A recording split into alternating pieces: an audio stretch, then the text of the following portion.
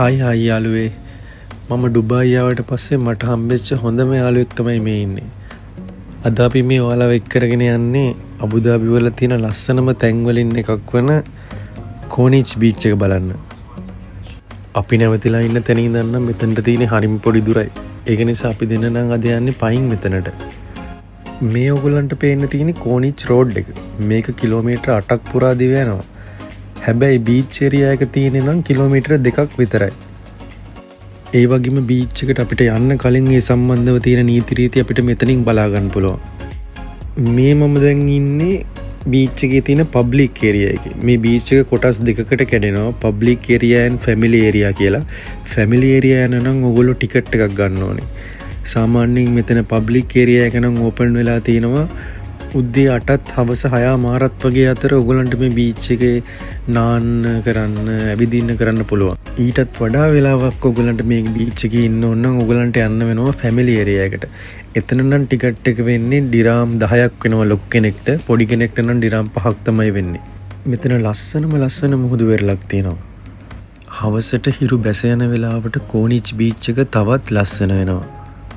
Golden අවයකේ මුහුද අහස සහ නගරයේ ගොඩනැගිලි එකට එකතු වෙලා පුදුම දර්ශනයක් මවනවා. ඒ වගේම මේ ඔයගලන්ට පේන්න තියෙන්නේ පබ්ලික් ඒරියා වලින් ඔයගලන්ට ස්විම් කරන්න ඒගොල්ලෝ වෙන් කරලා තියෙන ඒරියා වලින් එකක්. මෙතනට එන හැමෝගෙම ආරක්ෂාව වෙනුවෙන් ලයිෆ් ගාඩ්ලා හැම වෙලේම බීච් එක නිරීක්ෂණය කරනවා. ඒක නිසා අපිට බය නැතුව ස්විම් කරන්න විනෝද වෙන්න පුළුවන් මෙතන.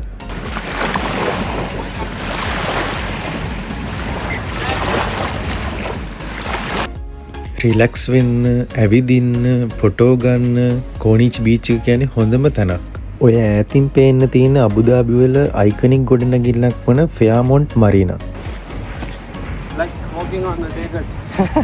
මෙතනට ආපු වෙලේ ඉඳන් මගේ යාළුවට නම් තිබ්බේ බාස්කට් බෝල් ගහන්න යන්න පිස්සුවක්. අපි දැන් මේ කෝනිච් බීච් එකේ එක සයිඩ් එකක ඉඳන් එහා පැත්තේ තියෙන අනිත් සයිඩ් එක බලන්න යන ගමන් ඉන්නේ. මෙතනට ආවහම බලන්න තියෙන්නේ කෝනිච් බීච් සයිඩ් එකම විතරක් නෙමෙයි.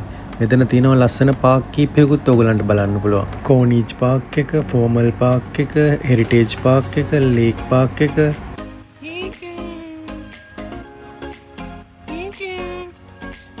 මේ තියෙන්නේ බීච් එකට යන්න පුළුවන් තවත් එක ගේට් එකක්. මෙතනින් අපිට යන්නත් පුළුවන් බීච් එකට. තව දෙයක් මේ හැම තැනකම රෙස්ටුරන්ට් තියෙනවා. ෆැමිලි එකක් එක්ක ඇවිල්ලා උනත් එන්ජොයි කරන්න මේ හැම තැනකම ප්ලේ ඒරියා තියෙනවා. පොඩි ළමයින්ට සෙල්ලම් කරන්න, ඇවිදින්න. මේ තියෙන්නේ මම දැක්ක මෙතන තියෙන ලස්සනම රෙස්ටුරන්ට් එකක්. මෙතන මෙහා පැත්තේ තමයි තියෙන්නේ මගේ යාළුවා දැන් හොයාගෙන ආව බාස්කට් බෝල් සෙල්ලම් කරන්න තියෙන ග්‍රවුන්ඩ් එක. ඊට පස්සේ ඉතින් අපි දෙන්නත් මෙතනට වෙලා සෙල්ලම් කරා ටිකක් වෙලා. තව දෙයක් මට මගේ යාළුවා ඔයගලන්ට අඳුරන දෙන්න බැරි වුණානේ. එයාගේ නම තමයි ශලොම්. එයා ඉන්දියන් ජාතිකයෙක්.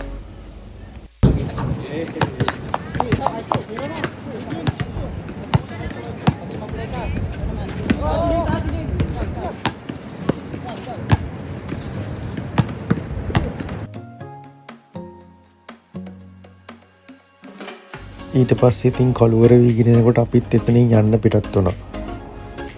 ඔයගලන්ට පහින් ඇවිදලා මහන්සිය වගේ නම් මෙතන ස්කූටර් තියෙනවා. ඔයගලන්ට පදින්න ගන්න පුළුවන්.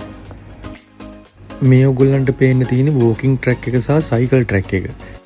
මේකේ ඇති විශේෂම කාරණාව තමයි මේ ට්‍රැක් දෙකම කිලෝමීටර් 8ක් පුරා දිව යනවා. ඔයගලන්ට මහන්සියක් එහෙම ඇති වුණොත් වාඩි වෙලා ඉන්න මේ දිගටම බෙන්ච් එහෙම සවි කරලා තියෙනවා. ඉතින් යාළුවනේ අද අපි කෝනිච් බීච් එක සම්පූර්ණයෙන්ම වගේ බලලා ඉවර කරා. මේ වීඩියෝ එක ඔයාලට වැදගත් වුණා නම් ලයික් එකක් දාන්න, යාළුවන්ට ෂෙයා කරන්න, මගේ channel එක subscribe කරන්න අමතක කරන්නත් එපා. එහෙනම් යාළුවනේ UAE වල තවත් ලස්සන තැනකින් හමු වෙමු. Bye guys, see you on the next video.